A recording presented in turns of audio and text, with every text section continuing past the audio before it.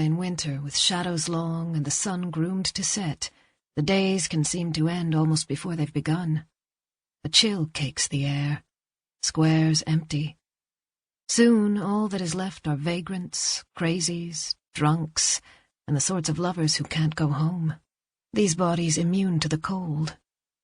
Ever since arriving to Madrid from the south more than a month ago, Pablo has carried an easel during these in-between hours to the magnificent Plaza de la Constitucion.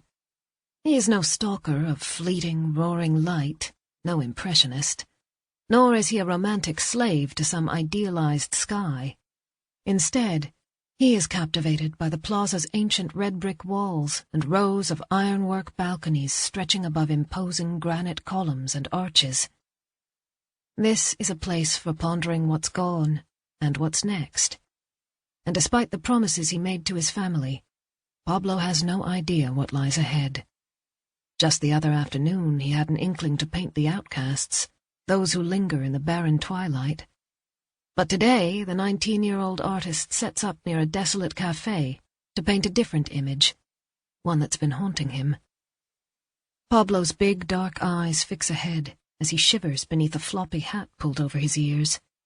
His delicate hand, its fingertips escaping through cut-off knit gloves, continuously moves a thin, round brush across the canvas's grey background. He remembers how he and Carlos fled Paris under the cover of night, like assassins, not 2 weeks before Pablo wound up here. His poet friend's ringing voice still follows him as he renders in dusky contours the woman he's also left behind. Hair of lamp black, gaze like lightning, canny smile of the Sphinx. A storm of pigeons has gathered by the cafe to peck at the crusts of bomba rice that a pudgy restaurant worker scraped from a casserole and flung onto the ground. Pitched coos and the noise of their claws scratching against cobblestone echo within the plaza's 4 walls. Searing red eyes bob up in the corner of Pablo's vision. How, he wonders, could a dishwasher have known such a cruel way to taunt me? Pablo's father painted pigeons. That's the only goddamn thing the old man ever could paint, and Pablo despises them. He's grown sicker of his homeland by the day. He longs for France, and all the wonder it has left to reveal. Above the din of the birds, Pablo hears racing footsteps just as the flock explodes into flight.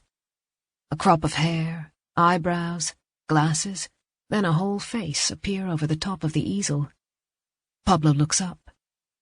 It's Cinto, the boyishly handsome medical student with lips that curve like Cupid's bow. Pablo knows him from Barcelona. He's soft with his words, cautious, sweet. Like Pablo, Cinto arrived in the capital around New Year's. But he looks panicked, sweating with his jacket open and holding a crumpled letter. His short, exasperated breaths are white bursts in the February air. "Carlos," he puffs. "Dead, in Paris, a pistol." Years later, Pablo will recall the inexplicable sensation when his life was ripped into 2, the age when Carlos was alive, and another after he was gone. "Pajaresco, he was with him," says Cinto. "And that girl, the half-Spanish, it's what you said, Pablo. She made Carlos crazy, killed him." Pablo looks down at the centuries-old pavement. It has heard inquisitors' verdicts and bears the stains of heretics' ashes. But in this moment, the stones remind Pablo of when he was small, and his father showed him how to grind rock and make pigment. Nearby, a low, pitiful sound comes from a lame pigeon left behind by the flock.